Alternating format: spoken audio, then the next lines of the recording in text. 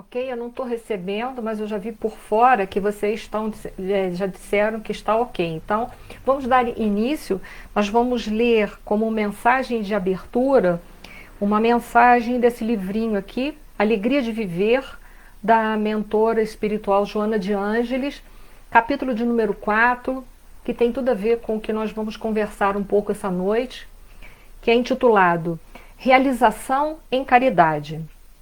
Sim, existe grande número de pessoas, de pessoas mais bem qualificadas do que tu para o Ministério do Amor e a realização da solidariedade na Terra. Sem dúvida, há multidões que estão menos capacitadas para o mesmo mistério em relação a ti. O importante, porém, não é como se encontram uns e outros, mas sim como estás, a fim de que a ação do bem se manifeste alterando as atuais estruturas morais anárquicas e ensejando a implantação da bondade, do perdão, da caridade entre os homens. A renovação do mundo jamais se dará mediante imposições legais, embora estas sirvam para frear os desconcertos emocionais e éticos. Todavia, será resultante da transformação pessoal de cada criatura cuja conduta espelhará a excelência do seu equilíbrio e da sua realização superior. Numa obra de conjunto, todos os elementos são de importância para os resultados que se pretendem.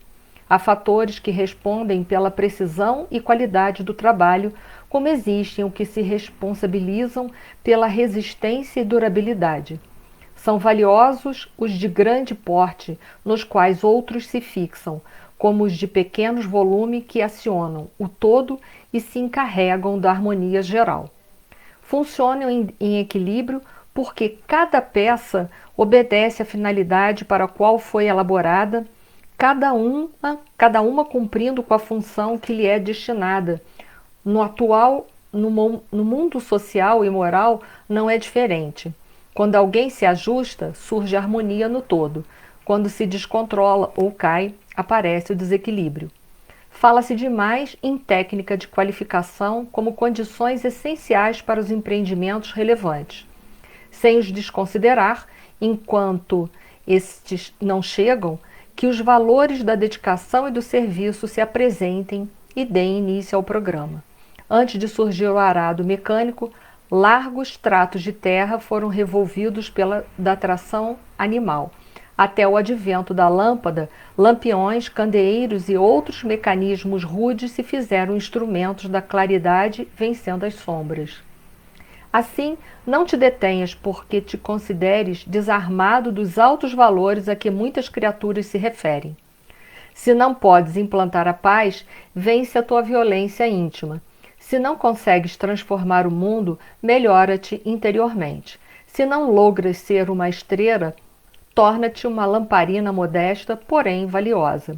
Da mesma forma, evita o desânimo quando considerando a massa humana volumosa que se encontra em condições menos felizes que a tua. O adubo menos desprezado é fator da vida.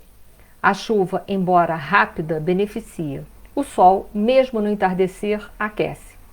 Recorda-te de que Deus é caridade e quem está em caridade está em Deus e Deus nele, conforme anotou o apóstolo João na sua primeira carta, capítulo 4, versículo 16. Bom, boa noite a todos que estão chegando. Eu não estou vendo, infelizmente, deve ser algum problema na minha internet, ou não sei, mas eu não consigo ver ali do lado nos comentários vocês ainda. Eu fiquei sabendo que está tudo ok porque eu entrei por fora.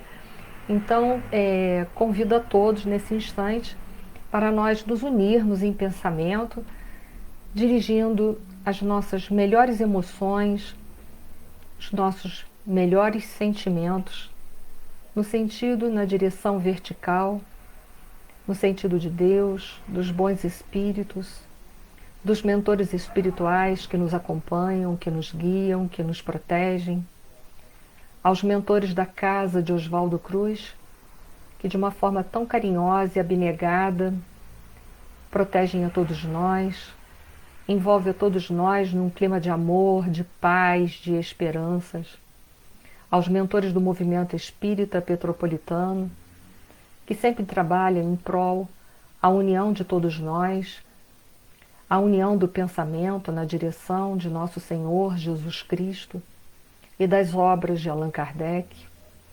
A nossa gratidão por tanto trabalho, por tanta abnegação, por tanta renúncia.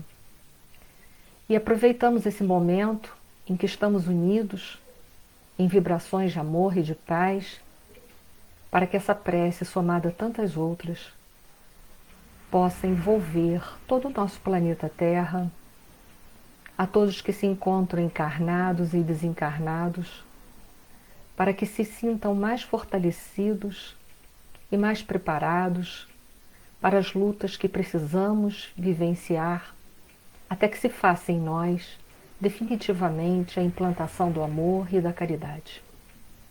Gratidão, Senhor, pela oportunidade de aqui estarmos, de um dia termos conhecido a doutrina dos Espíritos e de termos conhecido a Tua mensagem, Senhor, que nos ajuda a encontrarmos Deus dentro de nós e a vivermos as leis de Deus. Gratidão por cada minuto e que essa paz e esse amor continue dentro do coração de cada um de nós. Gratidão eterna. Boa noite a todos. Eu continuo não vendo os comentários de vocês aqui do lado, mas espero que esteja tudo ok. Acho que eu vou tentar entrar por fora para ver se está tudo ok em matéria de som e de imagem, para que a gente possa dar início ao assunto que nos foi proposto essa noite, que é intitulado Clemência. Então eu estou entrando por fora para dar uma olhadinha se está tudo ok, porque eu não consigo ver vocês aqui na minha caixa de comentários aqui do lado. Ficou congelada. Problemas técnicos, né? Muita gente utilizando-se da internet, fica complicado. Me parece que está tudo ok, ao que eu vejo aqui por fora. Fernando também já está aqui. Então, vamos dar seguimento. Qualquer coisa, deixa eu ver se está tudo certo. E vamos seguir. Está tudo ok, o Fernando colocou aqui para mim no WhatsApp. Muito obrigada. Então, vamos seguindo, gente. O assunto dessa noite, intitulado Clemência, ele faz parte de um dos assuntos que foi abordado por Nosso Senhor Jesus Cristo no Sermão do Monte, que é um convite a toda a humanidade terrestre a verticalizar os seus sentimentos, as suas emoções, para que este sermão ele possa cumprir os seus objetivos, que é a implantação do reino de Deus aqui na Terra. Uma notícia muito positiva e também muito boa de termos é que nós vamos poder termos a implantação do reino de Deus aqui na Terra. É claro que esta implantação das leis de Deus, do seu amor, da sua fraternidade, ela não vai se dar por uma mágica, por um pó de pirlim-pim-pim que vai ser lançado em todo o planeta Terra. Mas ela se dará, ela se fundamentará aqui na Terra a partir do momento em que cada um de nós tomarmos a decisão firme de tentarmos verdadeiramente pôr em prática todos os ensinamentos deixados por Nosso Senhor Jesus Cristo há mais de 2000 anos atrás. E isso é feito dia após dia, num trabalho de perseverança da nossa parte. Ele não se dá por uma mágica, mas ele se dá pelo trabalho de cada um de nós, na convivência que nós temos uns com os outros. É desta forma que nós vamos poder colocar em prática os ensinamentos deixados por Nosso Senhor Jesus Cristo. Principalmente ensinamentos tão importantes como estão estes inseridos no Sermão do Monte, que são verdadeiros roteiros para nós nos moralizarmos e implantarmos definitivamente a paz, o amor, a fraternidade universal que todos nós desejamos vivenciar aqui na Terra. Muito bem, e nosso assunto então de hoje, a clemência, ela faz parte de uma das bem-aventuranças. Lembrando que as bem-aventuranças, elas abrem um sermão do monte, e elas são em número de 9, que representam 9 passos para nós alcançarmos o reino dos céus, que nós sabemos que o reino dos céus está dentro de todos nós, dependendo tão somente para despertar, dependendo tão somente de nós buscarmos esse reino. Ele representa a vivência das leis de Deus, que estão inseridas dentro de nós, na nossa consciência, conforme a questão de número 621. Então, todo movimento que nós temos que empenhar para a construção, para o despertamento do reino dos céus, é para dentro de nós, nos autoconhecendo e realizando a reforma íntima. À medida em que nós formos nos conhecendo, nós vamos retirando os véus que nos deixam cego para as leis de Deus e, ao mesmo tempo, através da reforma íntima, que é a mudança de rota ou a correção ou a transformação dos nossos vícios em virtudes, nós estaremos vivenciando as leis de Deus. Então, o Sermão do Monte, ele abre com esses 9 passos, que são passos para nós alcançarmos o reino dos céus e a suprema perfeição moral, claro que uma perfeição relativa, que está aí esperando todos nós tão somente desejarmos, colocar a nossa vontade no sentido e na direção da vivência das leis de Deus. A palavra bem-aventurança é uma palavra que em hebraico ela significa em marcha, nos lembrando ou nos levando a um processo de reflexão de que as virtudes, elas são dinâmicas, como diz Emmanuel no livro Instrumentos do Tempo, capítulo de número 28, intitulado Bem-aventurados misericordiosos, que essa é a bem-aventurança que nós vamos explorar essa noite, que nós colocamos como titulação aí, como título, a clemência. E diz Emmanuel assim: cultivar a misericórdia não é alçar exclamações de piedade inativa para o céu, lastimando os males do próximo com a boca e guardando os braços em repouso diante do sofrimento alheio que nos convoca ao auxílio, à fraternidade e à cooperação. Então, cultivar a misericórdia é se colocar à disposição de servir, à disposição da divindade. É descruzar os braços e começar a trabalhar. Aonde eu começo a trabalhar? Nós começamos a trabalhar primordialmente com aqueles que se encontram mais próximos de nós, que é a nossa família. E depois que nós conseguirmos superar, conseguirmos vivenciar a misericórdia dentro da nossa família, dentro do nosso lar, que é a relação mais estreita que nós temos, nós então vamos projetar toda essa experiência que nós vamos granjear, vivenciando isso dentro de família, nós vamos projetar essa experiência para fora, no sentido e na direção da sociedade. Só assim, verdadeiramente, nós estaremos vivendo a misericórdia no sentido da teoria e da prática, que é o convite que o Emmanuel nos faz. Não adianta a gente verbalizar que nós estamos com piedade daqueles que sofrem, piedade daqueles que passam por provações materiais ou provações emocionais e espirituais e deixarmos os nossos braços cruzados. Nós precisamos trabalhar para ajudar aqueles que estão na retaguarda, aqueles que estão vivendo um momento de sofrimento. Esse é o objetivo. Este é o objetivo do Sermão do Monte. Ele não precisa só ser interpretado e entendido por nós, mas ele precisa ser vivenciado nas relações do dia a dia. Então, bem-aventurança, que é uma palavra que significa em marcha, ela mostra que as virtudes são ativas. Nós precisamos trabalhar interiormente para entender e vivenciar a misericórdia e trabalhar exteriormente, que é a prática dessas virtudes com aqueles que estão ao nosso redor. E a primeira das grandes vivências que nós vamos fazer é a vivência em família. Muito bem, a palavra misericórdia, miseri, significa ter compaixão. E a palavra cordis significa coração. Numa definição simplória da palavra misericórdia significa ter o coração compadecido, ter a capacidade de sentir a dor da outra pessoa. Coisa que muitas vezes hoje, pela correria do nosso século, pela correria que essa vida às vezes vem nos imprimindo há muito tempo, nós quase não temos tempo de parar para perguntar como o nosso irmão está e muito menos de sentir as suas dores.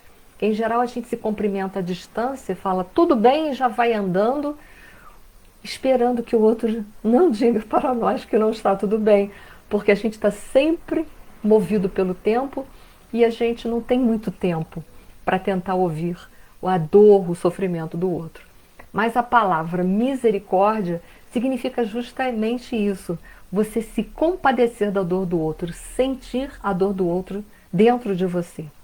E para a gente desenvolver essa percepção, requer tempo, requer dedicação. Ao mesmo tempo, requer uma grande coragem da nossa parte, sentir as misérias do outro, para depois poder ofertar a ele uma palavra de esperança, de consolo, para que ele possa prosseguir e encontrar as respostas para o problema que ele está vivenciando, a solução para aquele momento de dor. Ou, pelo menos, converter aquela dor que ele está sentindo numa experiência em maturidade espiritual e em maturidade emocional. Então é bastante coisa, né? Estar sempre pronto a servir. No Evangelho segundo o Espiritismo, precisamente no capítulo 10, é onde Kardec vai estar trabalhando essa bem-aventurança, capítulo 10. Ele é intitulado Bem-aventurados misericordiosos, porque obterão a misericórdia. Olha que interessante essa bem-aventurança. Ela está falando de uma lei de causa e efeito, de uma lei de ação e reação, dizendo que se nós formos capazes de termos misericórdia para com o outro, os outros também terão misericórdia para conosco. No entendimento que não significa que se eu tiver misericórdia com o fulano, que seja aquele mesmo fulano que vai ter misericórdia para comigo. Nós temos que entender e expandir um pouco mais, flexibilizar um pouco mais essa lei de ação e reação, esse recebimento da misericórdia. Porque muitas vezes a gente faz algo de bom para determinada pessoa e ficamos esperando algo de bom daquela mesma pessoa. Ora, entenda, quantas vezes nós recebemos coisas boas de alguma pessoa e nós não temos, naquele instante, condições de dar a retribuição. Porque precisamos ainda de um pouco mais de tempo para criarmos maturidade espiritual e emocional. Precisamos de um pouquinho mais de tempo para granjearmos possibilidade de um dia demonstrarmos maior gratidão para aquela pessoa.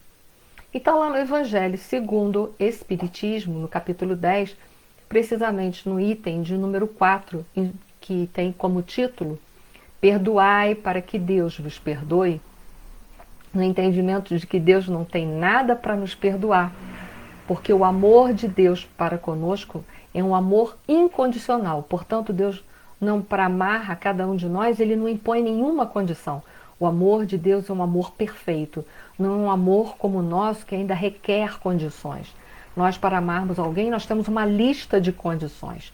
Só te amo se você for assim, se você for assado, mas o amor de Deus não requer condições. Então lá, os Espíritos nos informam assim: a misericórdia é o complemento da blandura, porquanto aquele que não for misericordioso não poderá ser brando e pacífico. Olha que interessante, ele coloca misericórdia e brandura como algo interdependente, porque está dizendo que se uma coisa complementa a outra, não há uma coisa também sem a outra. Porque se eu ainda não fui capaz de pacificar-me, de trazer a paz para dentro de mim, de pacificar aquilo que está me incomodando, me perturbando, me tirando do equilíbrio, eu também não serei capaz de ter misericórdia. Então a gente já vai vendo com essa colocação que se eu preciso primeiro me pacificar, todo o trabalho de construção da misericórdia, inicialmente, ele acontece dentro de mim. Eu primeiro tenho que me pacificar, ter misericórdia para comigo mesmo, para em seguida, então, eu também poder ser misericordiosa, eu também poder ser uma pessoa pacífica para com o outro, ser um pacificador. Então, todas as virtudes, elas estão entrelaçadas, elas estão amarradas entre si. Então, se uma coisa complementa a outra, ela está interligada à outra. Então, por isso que os Espíritos dizem que a misericórdia é o complemento da brandura. E a gente vai vendo, portanto, que as bem-aventuranças, umas estão amarradas na outra e uma estão na dependência, na ligação da outra. A primeira bem-aventurança é bem-aventurados os pobres de espíritos, nos mostrando que para nós adquirirmos todas as outras virtudes, nós precisamos ter humildade. Não podemos ser orgulhosos, porque orgulhoso é aquela criatura que está cheia de si e que não acredita que tem mais nada no mundo para aprender, que ele veio tão somente para ensinar e submeter as pessoas. Então, se eu não tiver humildade, eu não vou aprender nenhuma das outras bem-aventuranças. Eu não vou ser capaz de desenvolver esse potencial, essas outras virtudes que são outros passos para eu alcançar o reino de Deus dentro de nós. E aí, mais uma vez, o Evangelho, segundo o Espiritismo, nos mostra que todas as virtudes estão entrelaçadas, que todas as bem-aventuranças estão entrelaçadas, porque se a misericórdia é um complemento da brandura, e nós sabemos que tem uma bem-aventurança que chama-se bem-aventurados os brandos e pacíficos, porque herdarão a terra, e foi a nossa última conversa que nós tivemos aqui no grupo da Fraternidade Espírita Oswaldo Cruz, ainda há 2 semanas mais ou menos atrás, nós vamos vendo que uma bem-aventurança depende da outra. Então, para nós podermos ser misericordiosos, primeiro nós temos que pacificar o inferno, os desequilíbrios que existirem dentro de nós, a nossa sombra, que representa o nosso lado sombrio, aquilo que nós negamos, que representa os nossos vícios e que nós precisamos trabalhar com afeto, com amor, para que possamos nos pacificar e sermos os misericordiosos e, consequentemente, merecermos a misericórdia do outro. Vamos seguindo. Não estou vendo nenhum comentário de vocês, mas sei que está tudo certo. Esse mesmo capítulo de número 10, no Evangelho segundo o Espiritismo, também, ainda dentro do item 4, que é o perdoai para que Deus vos perdoe, no entendimento que Deus não tem nada para nos perdoar, porque Ele nos ama incondicionalmente, lá a espiritualidade nos informam que há 2 maneiras bem diferentes da gente perdoar as pessoas. Uma é o perdão dos lábios e o outro é o perdão do coração, que são coisas muito distintas. Muitas vezes a gente diz para o outro que está perdoado, que está tudo certo, que está tudo ok, mas aqui dentro tem um inferno dentro de nós, que é a nossa mágoa, que é o nosso ressentimento, que a gente muitas vezes não dá conta. E que se a gente não der conta, vai ser um perdão só de lábios, não vai ser um perdão de coração. Isso é lá o Evangelho nos alertando para que a gente verdadeiramente construa este perdão, esta clemência dentro de nós, para que futuramente a gente também possa merecer o perdão das outras pessoas, mas o perdão real, não só o perdão de lábios, que é um perdão às vezes muito humilhante, porque às vezes em meio a uma discussão no futuro a gente às vezes levanta aquele momento do passado novamente. A gente fala, lembra aquela vez que você me falou tal coisa?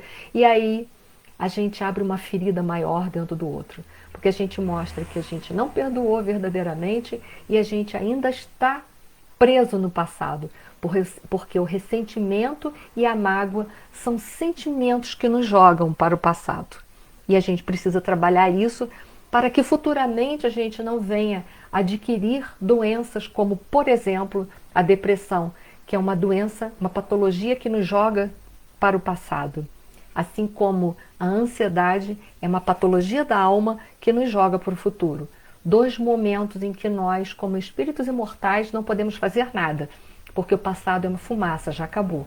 E o futuro ainda está sendo construído por cada um de nós. Então, o Evangelho segundo o Espiritismo, ele nos dá esse alerta, cuidado, qual é a maneira pela qual você está perdoando seu irmão? É um perdão de lábios ou é um perdão de coração, em que você já está trabalhando as suas mazelas existenciais? Então ele nos chama a atenção. Ainda dentro desse mesmo capítulo, abordando ainda o item 4, que é perdoai para que Deus vos perdoe, os Espíritos nos dão outra dica para nós construirmos a clemência dentro de nós. Ele diz assim: perdoar consiste no esquecimento e no perdão das ofensas. Então, perdoar é esquecer.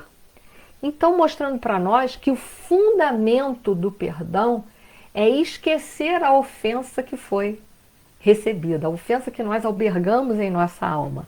Até porque nós é que albergamos a ofensa. A ofensa é de quem sente. E aí a gente começa pensando assim: por quê? Por quê? Por quê? Né? É a primeira das perguntas. Por quê? Como eu posso executar essa questão do esquecimento? Bom, como eu posso esquecer a ofensa que me foi dirigida? Como eu posso converter essa ofensa num aprendizado? Primeiro ponto lembra que eu disse para vocês que a misericórdia, né, é você sentir a dor do outro? Então, primeira coisa que nós precisamos fazer naquele exato momento é se colocar no lugar do outro. Se eu tivesse no lugar dele, com o nível de consciência dele, com o nível de entendimento que ele tem, se eu conseguir me colocar, eu saberei que se eu tiver naquele exato momento no mesmo nível de consciência que meu irmão, eu estarei fazendo as mesmas coisas que ele. Então, se eu for capaz de me colocar, sentir ele, sentir a forma com que ele está enxergando a vida, a forma com que ele vê as coisas, eu vou conseguir dentro de mim construir o perdão, esquecer aquilo ali, porque eu estarei compreendendo por que ele agiu daquela forma. Ele agiu daquela forma porque era a forma com que ele entendia. Então ele me falou daquelas coisas, aquelas verdades, ou ele foi duro comigo porque ele compreendia a vida por aquele viés, por aquele ângulo, por aquela forma e abrangência de entender a vida. Então ele só se dirigiu a mim daquela forma porque é assim que ele compreende a vida. Foi assim que ele construiu todo o processo do entendimento dele. Então ele não sabia como ele iria se defender e se ele precisava se defender. Então ele disse aquilo não por mal, mas sim porque era o nível de compreensão que estava dentro dele. Por isso que a misericórdia, ela pede que a gente se coloque no lugar do outro, para que a gente sinta o momento do outro, sinta as emoções, como ele se sentia, como ele se sente diante de situações A, B ou C. Então, só uma maneira de nós esquecermos, nos colocando no lugar do outro. Mas agora eu vou contar uma história para vocês, para ajudar no processo e na construção desses ensinamentos dentro de nós, para que nós possamos trazer o auto-perdão, o esquecimento da ofensa para dentro de nós, para que nós possamos construir isso. E eu vou tirar de um livro do Chico Xavier chamado Almas em Desfile, uma comunicação do capítulo de número 16, que está lá assim, intitulado Não Perdoar. O espírito que dá essa comunicação é o Hilário Silva. Diz que certa vez, Bezerra de Menezes, que já estava totalmente dedicado, devotado à doutrina dos espíritos, ele estava na casa de Quintino Bocaiúva, que era um jornalista e também uma pessoa envolvida com a política. E eles estavam lá conversando justamente sobre doutrina dos espíritos, até que de repente a conversa deles é interrompida por um dos trabalhadores, por um dos serviçais de Quintino Bocaiúva, que se dirige a Quintino Bocaiúva e diz assim: doutor, o rapaz do acidente está aí com um policial. E aí o Quintino, que fora surpreendido, aconteceu uma situação desagradável no gabinete de trabalho dele, quase que ele foi atingido por um tiro de raspão. Por pouco pegava a cabeça dele e poderia até matá-lo. E aí então o policial havia levado até a casa de Quintino Bocaiúva, então o rapaz que havia, sem querer, disparado um projétil que quase que tinha pego a cabeça de Quintino Bocaiúva. E aí então o Quintino Bocaiúva manda entrar o rapaz até a sala onde estava ele e o Bezerra de Menezes. E aí o rapaz vira, se dirige ao Quintino Bocaiúva e fala: doutor, perdoe o meu erro. Sou pai de 2 filhos. Compadece-te de mim, por favor. Eu não tinha qualquer má intenção em relação ao senhor. Se o senhor me processar, o que será de mim? Sua desculpa me livrará. Prometo não mais brincar com armas de fogo. Mudarei de bairro, não incomodarei mais o senhor, mas por favor, me perdoe, foi sem querer, eu não tinha nenhuma intenção de lhe provocar qualquer dano físico. E aí Quintino Bocaiúva se volta para o rapaz que deu o tiro sem querer e fala assim: de modo algum, mesmo que o seu ato tenha sido de mera imprudência, ele não ficará sem punição. Muito bem. Percebendo, naquele instante, Quintino Bocaiúva percebeu que Bezerra de Menezes, que estava ali sentado do lado dele, estava se sentindo mal com aquela conversa, vendo-o assim, vendo que Quintino Bocaiúva estava tão encolerizado e que não saía daquela situação. Ele então volta-se para esse Bezerra e Bezerra diz assim para ele, ele fala assim: Bezerra, eu não perdoo definitivamente, eu não vou perdoar esse rapaz. Ele falou, Quintino Bocaiúva falou para Bezerra de Menezes. E aí então, chamando nominalmente a questão, o amigo exclamou assim, desapontado: ah, Quintino, você não perdoa, né? E aí, sentindo-se intimamente desaprovado, Quintino falou assim irritado: não perdoa o erro. E você acha que eu estou fora do meu direito, Bezerra? E aí, doutor Bezerra de Menezes cruzou os braços com humildade e respondeu: meu amigo, você tem plenamente o direito de não perdoar, contanto que você não erre jamais e nunca mais. A observação penetrou profundamente dentro de Quintino. E aí ele vira-se então, o grande jornalista, virou-se então para o rapaz e falou assim, falou para o serviçal dele assim: solte o homem, o caso está liquidado. E para o moço que mostrava profundo agradecimento, falou assim, Quintino Bocaiúva: volte ao seu serviço hoje mesmo e ajude lá na Copa. Em seguida, lançou um olhar inteligente para Bezerra de Menezes e continuou a conversa em relação à doutrina dos espíritos. Então, quem somos nós para não perdoar? Quem somos nós para não perdoar? Porque misericórdia significa a gente ter compaixão das misérias alheias. Quem somos nós para não perdoarmos os outros? Quem somos nós?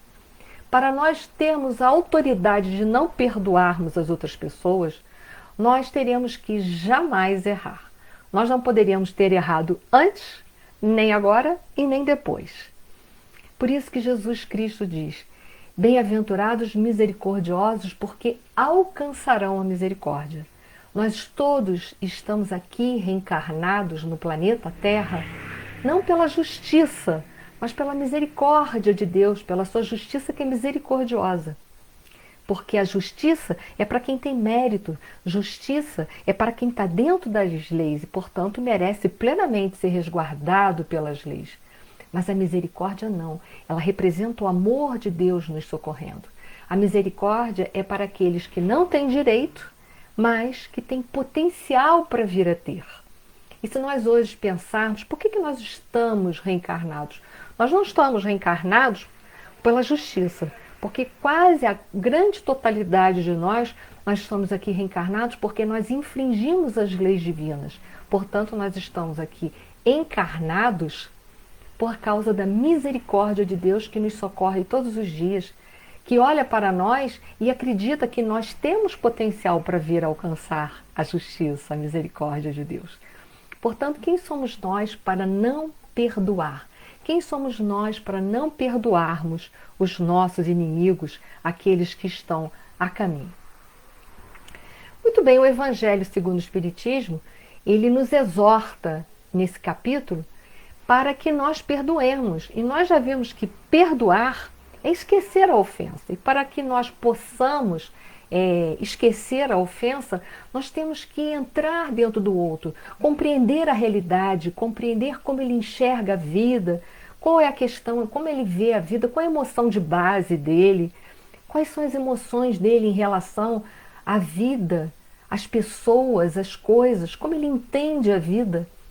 E por isso é um convite, a misericórdia é um convite para todos nós mergulharmos dentro do outro, sentir as potencialidades dos outros. E nós mesmos acabamos chegando a uma conclusão racional que se nós estivéssemos exatamente naquele momento com a consciência que o outro tem, com toda a capacidade de percepção que o outro tem, exatamente no mesmo nível de consciência do outro, nós erraríamos exatamente igual ao outro. E que a gente também agora com essa história contada aí por Hilário Silva a respeito de Bezerra de Menezes e Quintino Bocaiúva, a gente vai vendo que a gente não tem o direito de não perdoar ninguém. Para não perdoar as pessoas, a gente teria que estar em completo acerto o tempo todo, integralmente. E nós não estamos. Então, portanto, se nós também erramos, nós também necessitamos de misericórdia. Misericórdia, nós necessitamos do Pai, estamos reencarnados aqui pela misericórdia divina, mas também necessitamos das misericórdias das outras pessoas, porque somos seres perfectíveis. E como seres perfectíveis, erramos e acertamos o tempo todo. Somos assim, oscilamos, né? Ora acertamos, ora erramos. Então, quem somos nós para não perdoarmos? O Evangelho nos diz que o perdão, que consiste o perdão? Perdoar os inimigos é pedir perdão para si mesmo. E a gente pergunta, ora bolas, como é assim eu pedir perdão para mim mesmo? É o outro que está me ofendendo e eu que tenho que pedir perdão para mim mesmo? Vamos recorrer ao Evangelho mais uma vez. Se quando alguém me diz algo e provoca esse algo dentro de mim, um ressentimento, uma mágoa, eu pergunto a vocês, de quem é esse ressentimento e essa mágoa que está dentro de mim? Senão, minha mesmo, o meu mesmo. Aquilo que está dentro de mim, ou aquilo que eu cultivei dentro de mim, é de responsabilidade minha e não do outro. Por isso que nosso Senhor Jesus Cristo, ele nos disse, não são os sãos, ou seja, aqueles que têm saúde que necessitam de médico, mas sim os doentes. E quem tem dentro de si, ou quem guarda dentro de si mágoas e ressentimentos, estão doentes, não fisicamente ainda, mas estão doentes da alma, das possibilidades de amar sem condições. Como nós vimos, nós necessitamos do amor incondicional das pessoas, porque também caminhamos em erros. E por que não construirmos esse mesmo amor sem condições dentro dos nossos corações? Por isso que a gente entende agora que perdoar os inimigos é pedir perdão a si mesmo. Vamos seguindo, gente. Espero que esteja tudo bem, porque eu não estou vendo as colocações de nenhum de vocês. Mais uma última colocação aqui em Palavras de Vida Eterna, de Emmanuel, capítulo de número 69, intitulado Na Luz da Compaixão. Emmanuel fala assim, sofres, Emmanuel diz assim, sofres a presença dos que te pisam as esperanças? E Emmanuel coloca, compaixão para com eles. Ouve as palavras dos que te ironizam? Compaixão para com eles. Padeces o assalto moral dos que te perturbam? Compaixão para eles. Recebes as farpas dos que te perseguem? Compaixão para eles. E diz, a crueldade e o sarcasmo, a demência e a vileza são chagas que o tempo cura. Muita sabedoria de Emmanuel. Por quê? Se alguém me pisa, me mata a esperança, se alguém me ironiza, se alguém me perturba, ora, se eu não recebo esses presentes, se eu não acolho isso dentro do meu coração, de quem é a responsabilidade por essa farpa lançada? A responsabilidade por essa farpa lançada é daquele que lançou. Agora, se eu recebo essa ironia, se eu recebo essas perturbações, esses desequilíbrios que são projetados na minha direção, se eu recebo e albergo dentro do meu coração em formas de mágoas e de ressentimentos, isso passa a ser meu, porque eu acolhi, eu aceitei. Então amanhã quem vai responder por isso sou eu. Agora, se eu não aceito, eu devo seguir a lição de Emmanuel. Aguarda o tempo, meu irmão. Aguarda o tempo, porque o tempo é de Deus. E aquele que infringiu as leis, te pisando a esperança, te ironizando, te tirando a harmonia, te perturbando, um dia terás que voltar o caminho e construir a harmonia que ele um dia veio a tirar. Então, se eu não albergo, se eu não aceito isso dentro de mim, aquele que lançou as farpas, um dia terá que vir, voltar, colher as farpas e harmonizar o terreno que um dia, pela sua própria imprevidência, ele desarmonizou. Por isso a gente não deve aceitar. Se alguém vier te pisar, te ironizar e te perturbar, aguarda que o tempo de Deus tudo resolve. Não haja com imediatismo, desde que Deus saberá o que fazer e no tempo certo. Muito bem, gente. Mais uma outra colocação do Evangelho segundo o Espiritismo, capítulo de número 10, item número 6, intitulado Reconciliação com os Adversários. A palavra é: qual é a diferença entre perdoar e reconciliar? Diz lá, perdoar a gente já viu que é desculpar, recompreender. Ele é um ato unilateral, é um ato interno, é um ato meu, é unilateral. Reconciliar é um processo um pouco mais avançado. Reconciliar é dar as mãos e caminhar juntos novamente. É voltar à convivência. Nem sempre isso é possível, mas se pelo menos a gente puder perdoar, já estaremos a bons passos da nossa trilha, do nosso caminho da evolução. Agora, deixa eu ver o tempo ainda que nós temos. Ótimo, nós temos ainda 15 minutos. Eu vou me utilizar mais uma vez das tradições espirituais para formatar dentro de nós, de uma vez por toda, ou nos ajudar nesse processo de construção de perdão. Eu vou me utilizar agora das tradições espirituais para a gente poder construir e dar mais fundamentos a todos os ensinamentos, a todas as reflexões que nós estamos fazendo aqui juntos essa noite.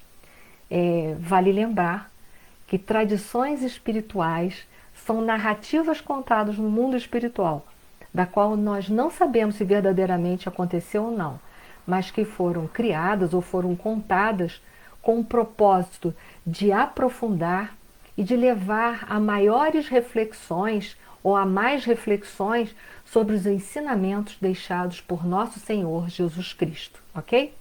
Eu vou me usar da tradição espiritual da Amélia Rodrigues, do seu livro Pelos Caminhos de Jesus, capítulo número 8, intitulado A Era do Amor. Diz lá Amélia Rodrigues, para envolver os nossos corações e nos ajudar a construir o perdão das ofensas dentro do nosso coração, para que nós possamos verdadeiramente ser misericordiosos, termos clemências daqueles que caminham conosco.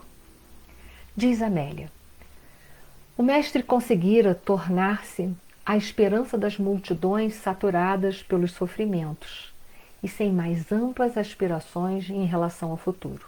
Verdadeiramente, o Mestre Jesus, com suas palavras, construiu dentro do coração de cada um de nós, do coração daquele povo sofrido, do nosso coração sofrido, ele conseguiu construir, restabelecer a esperança dentro de nós.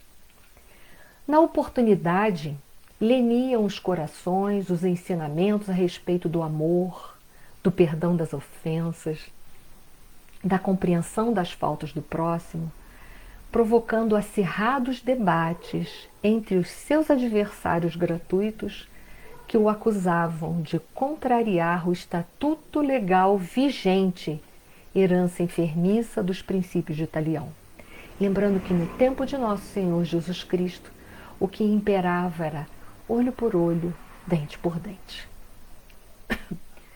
Foi tomado pelo rancor, face à serenidade do Senhor, que Natã ben Assad, fariseu conhecido pela impiedade nos julgamentos e pela conduta excessivamente austera, procurou o amigo dos infortunados e lhe indagou arrogante em plena praça, na risonha e bela Cafarnaum.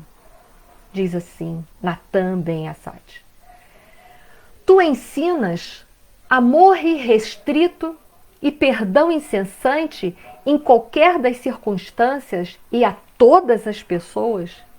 E o Mestre Jesus respondeu: Sim, do contrário, não é legítimo o amor que o limita à circunstância e se circunscreve a indivíduos especiais. O verdadeiro amor é uma atitude interior que a expande, como acontece com o ar que a tudo e a todos vitalizam. Natã ben Assad. Mesmo aqueles que fomentam o ódio, que se tornam execrados pelos crimes que perpetram? E o Mestre Jesus disse: sem dúvida, a todos estes, porquanto mais do que os outros, eles se encontram enfermos e necessitados, carecendo da terapia do amor, a fim de que se recuperem do mal que os aflige, tornando-se então cidadãos úteis ao conjunto social. E diz Natã ben Assad: e o criminoso insensível não deve ser justiçado pelas cortes encarregadas de preservar a paz e a ordem, defendendo os fracos? E Jesus, com aquele olhar meigo, disse: justiçar não significa punir, revidar com o mal que foi feito, tripudiar sobre as suas misérias e ulcerações morais. Justiçar deve ser, antes de tudo, propiciar a oportunidade da reparação, de educação do revel para a vida digna.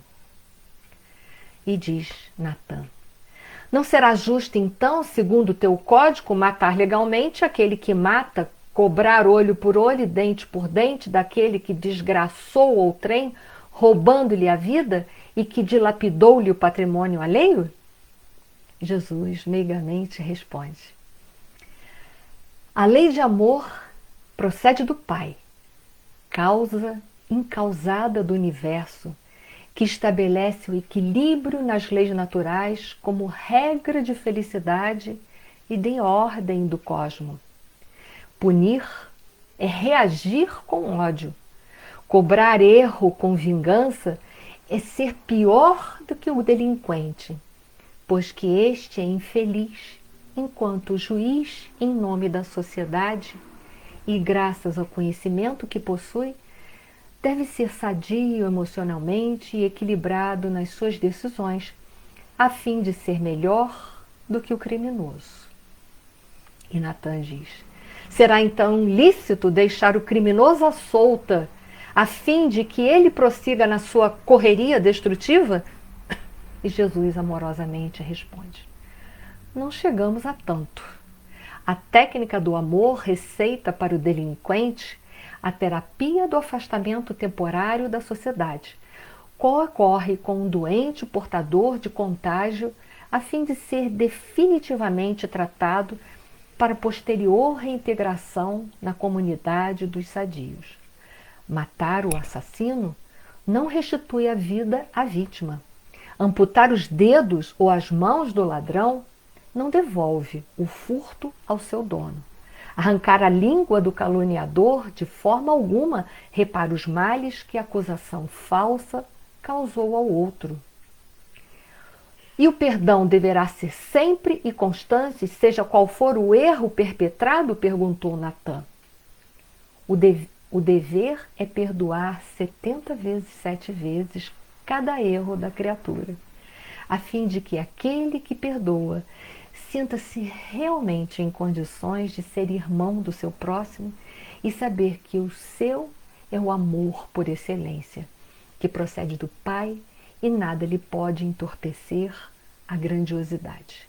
Natã ben Assad meneou a cabeça arrogante e bateu as sandálias no solo, levantando pó e retirou-se, vociferando, sem querer entender a preciosa lição do amor. E muitos de nós, meus irmãos, em muitos momentos ainda, nós agimos assim, como Natã ben Assad. Mas o nosso momento de hoje, como homens, como humanidade que já recebemos tanto e tanto de nosso Senhor Jesus Cristo, dos seus missionários, deve ser um momento de reflexão e momento também de compreensão de que ninguém pode colocar o amor no coração de ninguém. Só o tempo de Deus é que poderá dar condições a cada um de nós de construirmos o amor e o perdão dentro dos nossos corações. Portanto, não percamos tempo, porque o tempo voa e daqui a pouco nós podemos ser chamados para nos retirarmos daqui da terra. Gratidão a todos que tiveram a imensa paciência de me ouvir até esse momento.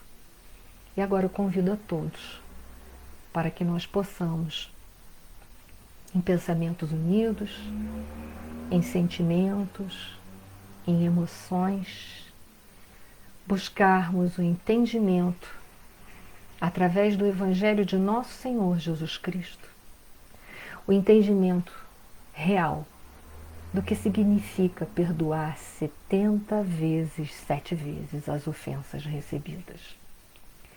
Não importando de quem venha, mas no entendimento de que assim como nós erramos e necessitamos do perdão do outro 70 vezes, 7 vezes, nós também temos que construir esse halo de amor dentro dos nossos corações.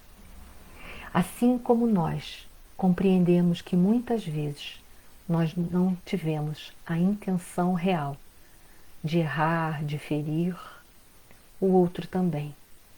Ele é como ele dá conta e nós somos como nós damos conta de ser. Que o amor de nosso Senhor Jesus Cristo possa nos ajudar a esta compreensão, a construir esse sentimento de amor dentro de nós e fora de nós na sociedade.